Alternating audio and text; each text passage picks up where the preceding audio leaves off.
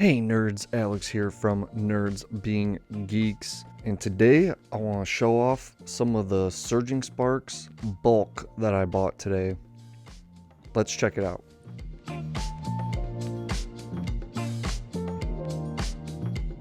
Hey guys, welcome to the Nerds Being Geeks channel. I do comic books, I do statues, but my main focus lately has been on the Pokemon TCG Gym Leader Challenge format. It's my favorite way to play the Pokemon TCG.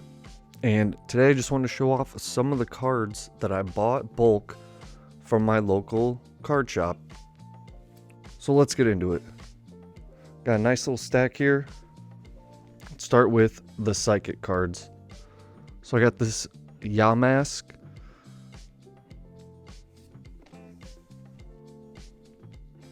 Mostly because of this Cofagrigus.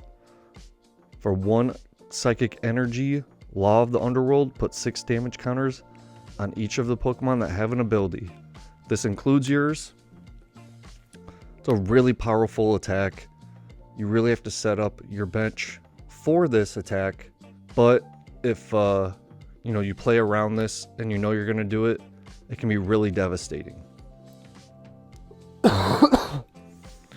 Don't mind me, suffering from bronchitis. And it sucks. And to no one's surprise, the Togepi line, mostly because of Togekiss, with that ability Wonder Kiss. When your opponent's active Pokemon is knocked out, flip a coin. If heads, take 1 more prize card.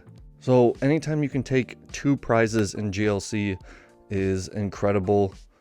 So this one is always one to consider for your Psychic deck, just for this ability.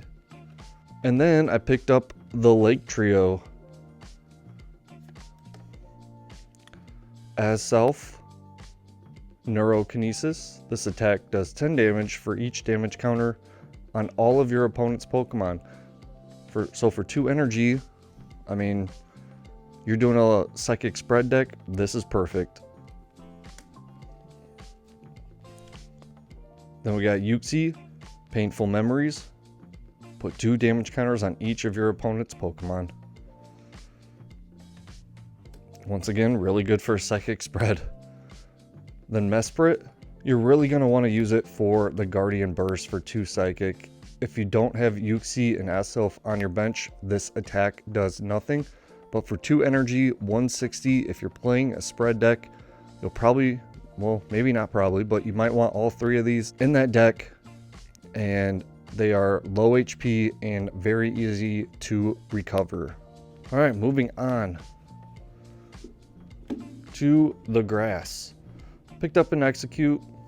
There's probably better ones, but I just grabbed it because it was in the bulk bin. This Executor for 1 grass energy Barrage O'Clock. Flip a coin for each energy attached to both active Pokemon. This attack does 16 damage for each heads. I'm really contemplating making a flip grass deck with the Bramble Gas, this Executor. There's the Parasect from the 151 set that flip 2 coins for each heads. Search your deck for a grass Pokemon and put it onto your bench. So, turn 2, you could have Venusaur and Rillaboom out there. You could have Torterra. You throw Will in there, the supporter card, and Grimwood Tangle to help reset your flips if you get tails. So there's a lot of cool flip grass out there, and I'm really leaning towards building it. And this Sarud seems to be pretty popular.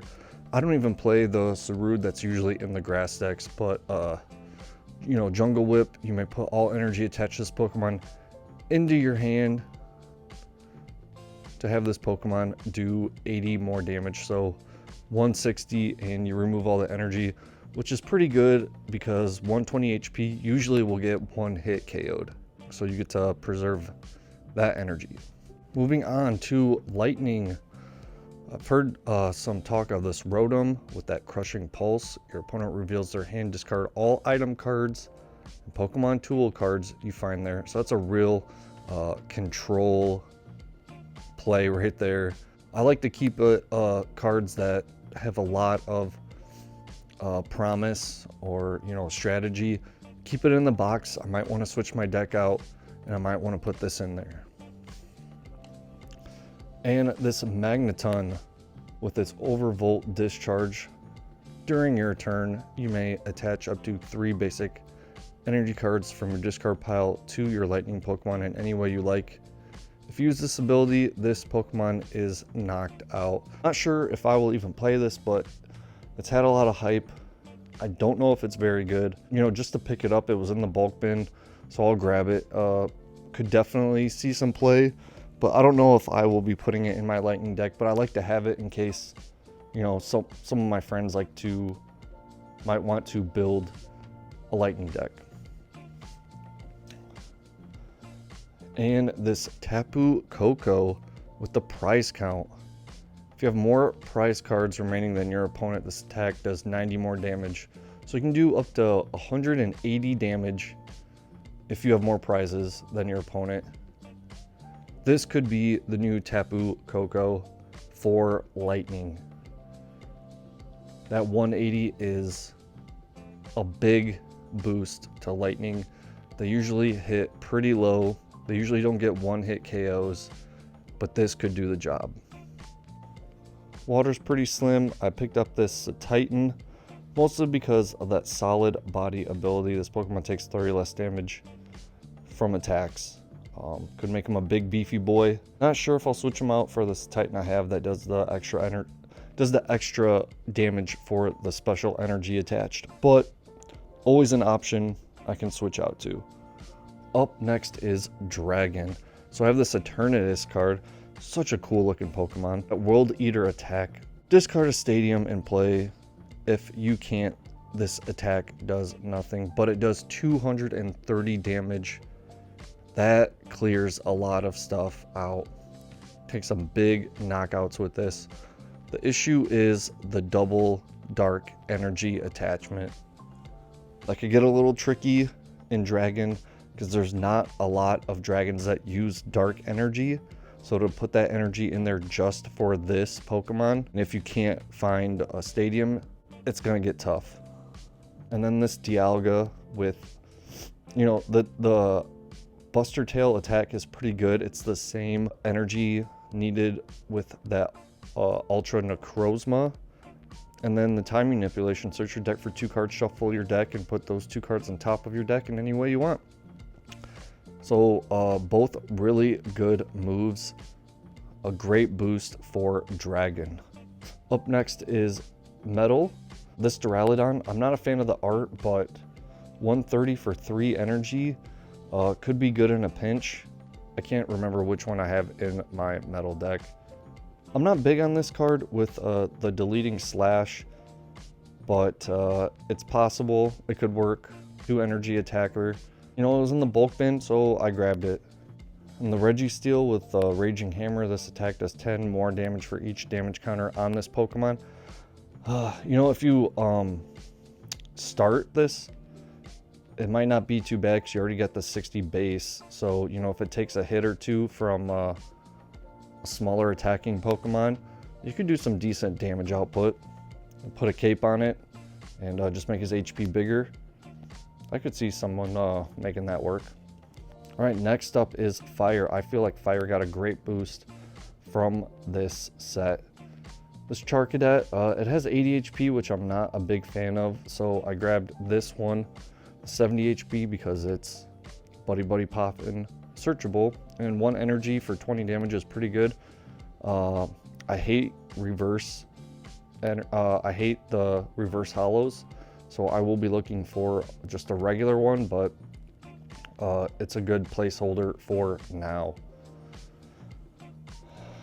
And I can't wait to test this out. I've already done a video on this family, but I think this Armor Rouge could be good with the Crimson Blast. Discard all fire energy from this Pokemon. This attack does 180 damage to one of your opponent's benched Pokemon. The problem is it's just to the bench, but still 180 is an incredible amount of damage. And then this Ceruledge, you know, discarding all special energy attached to your opponent's Pokemon. I could see that coming in handy for sure. And then Black Blaze Slash for 160 during your next turn this Pokemon can't attack. We see that all the time. 2 energy, you can switch it out fairly easy. And then we got the Skeledirge line. I'm not even going to try and pronounce it, but this attack does 20 more damage for each benched Pokemon, both yours and your opponent. For 2 energy, 180 HP. You know, you play this right, this could be a lot of damage. I think that's a great boost to fire. And probably the biggest boost to fire is Gouging Fire. With that Blaze Charge, if your opponent has 4 or fewer prize cards remaining, this attack does 70 more damage. So for 3 energy, you're hitting 170 on a basic. That's pretty good. And I picked up 2 of them. So on to the trainer's counter gain. If you have more prize cards remaining than your opponent, attacks used by this Pokemon, used by the Pokemon this card is attached to, cost 1 less colorless energy. So I can see that coming in handy, and I don't know why you wouldn't even just toss this in your colorless deck. Call Bell, I'm not quite sure on it. I know some people have said this card might be pretty good in the Lost Zone Psychic deck. You know, if you come across it later in the game, just toss it in Lost Zone. But if you do start it out, you can go for your Colress's Experiment and start getting those cards in the Lost Zone. And Dragon Elixir, heal 60 damage from your active Dragon Pokemon. I don't know how great this is going to be, but you know, 60 damage heal on an item card is pretty good. Gravity Mountain, there are a lot of Stage 2 Pokemon in GLC, so to have them get 30 less damage, especially on, and, you know, when you're playing a spread deck and you want to get that HP as low as you can, that's a good way to do it. And had 2 of those. Surfer, switch your active Pokemon with one of your benched Pokemon if you do draw cards until you have 5 cards in your hand. So, not too bad. Kind of like Bird Keeper, but you know, a good switch out and you draw some cards hopefully. 2 of those. Alicia's Appeal, switch in your opponent's active bench basic to the active spot. If you do, the new active Pokemon is now confused. You know, big basics are really popular in GLC, so this is a good way to get one of those out there and make them confused. Jasmine's Gaze would be good for a tank and heal deck. I'm thinking of Metal, but you know, it takes 30 less damage from attacks from your opponent's Pokemon. This includes all Pokemon that come into play. So I think that's a pretty good, you know, tank. Alright guys, that is my Surging Sparks bulk pickup for GLC. The set had some incredible cards for the format. Do I think it is game changing? Maybe for fire with the Gouging Fire, but there's some good cards in here that should really be tested, and I'm hoping to do that. As always, I appreciate you guys watching. Peace.